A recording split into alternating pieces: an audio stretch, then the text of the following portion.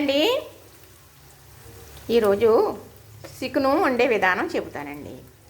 ఇది మట్టి దాకా చక్కగా చిట్టి దాకా అండి. చిట్టి మట్టి దాకా అన్నమాట, పెద్దది కాదు చిన్నది అని. అయితే అక్క నా కోసం ఇలాంటివి కొంటూ ఉంటుంది, నేను సరదా పడతానని అక్క కొన్నది. వీటితో చేస్తూ ఉంటే చాలా నుంచి వాడుతున్నాను. ఎంత బాగానో మన్నుతున్నాయండి. మనం రంగులేసున్నాయి, అలంకరణగా బాగున్నాయి, పట్టుకోవటానికి కాళ్ళు ఉన్నాయి, దింపడానికి ఇబ్బంది లేకుండా కొనుక్కుంటామా?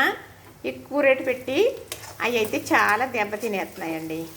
ఇలాంటివి అయితే 50 రూపాయలకే వస్తుంది, కానీ ఎన్ని సంవత్సరాలు మనుతుంది. మరి 300 400 పెట్టి కొనుక్కుంటున్నాం. ఆ దాఖలు అయితే మన్నట్లేదండి. మట్టి దాఖల గురించి చెప్తున్నారేంటి, చికెన్ గురించి చెప్పడం మానేసి అనుకుంటున్నారా? చికెన్ తెచ్చుకున్నామనుకోండి, తెచ్చుకున్న తర్వాత శుభ్రంగా కడిగేసి మరి పసుపు, ఉప్పు, కారం, కొంచెం మరి మసాలా ముద్ద ఉంటే మీ ఇంట్లో మసాలా ముద్ద, లేదు అల్లం వెల్లుల్లి పేస్టు, మరి అలాగే 2 చెంచాలు నూనె, మరి కొంచెం నీళ్ళు వేసి ఉడికించేయాలి. చక్కగా ఇలా దగ్గరికి అయిపోయే వరకు. చూసారు కదా, చక్కగా బాగా ఎగిరిపోయింది కదా.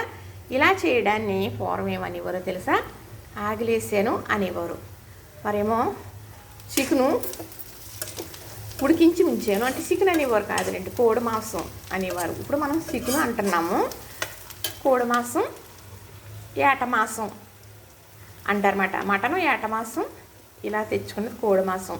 ఇప్పుడులాగా ఇలాంటి కోళ్ళు కాదండి, ఎవరింట్లో వాళ్ళు పెంచుకునే కోళ్ళు, అది నాటుకోడి అంటారు. అలాగా కోడి ఎప్పుడైనా తెచ్చుకునేవారు.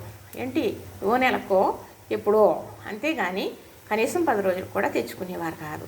చక్కగా వండుకుని ఇంటిళ్ళ పాతి ఆనందంగా తినేవారు, అంతే. మళ్ళీ ఎప్పుడో. కానీ ఇప్పుడు రోజు వండుకోకపోతే తప్పు, అప్పుడు రోజు వండుకుంటే తప్పును. సరేనండి, చక్కగా ఇలా చేసుకున్నాం కదా.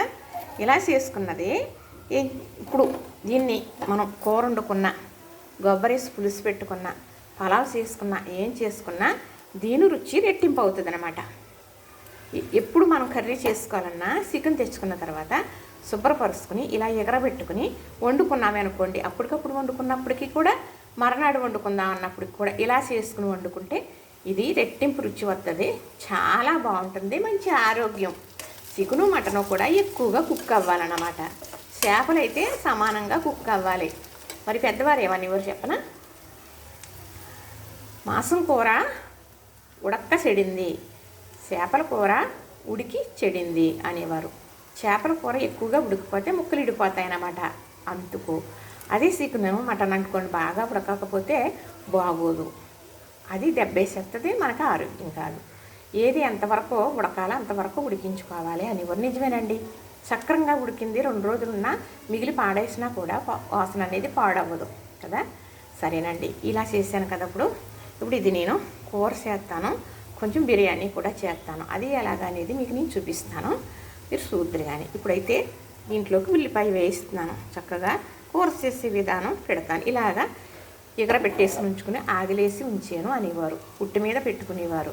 మరి ఈవేళ వండలేదనుకోండి, రాత్రి ఎగరేసారనుకోండి, మనం ఎగరబెట్టుకోవటం బాయిల్ చేసుకోవటం అంటాం కదా. ఈవేళ వండలేదనుకోండి, రేపు వండినా కూడా చెక్కు చెదరకుండా ఇలానే ఉండేది, అంటే పాడవకుండా ఉండేది అని అర్థం.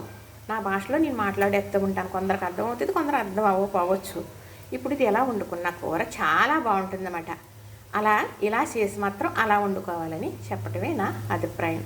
అంటే మరి చికెను మటన్ కూడా బాగా కుక్ చేసుకోవాలి, మసాలా అనేది కూడా ఎక్కువగా దట్టించాలి. మరి అలా అయితేనే కూర బాగుంటుంది, మనకి మరి హెల్త్ ఖరాబ్ అవ్వకుండా ఉంటుందన్నమాట.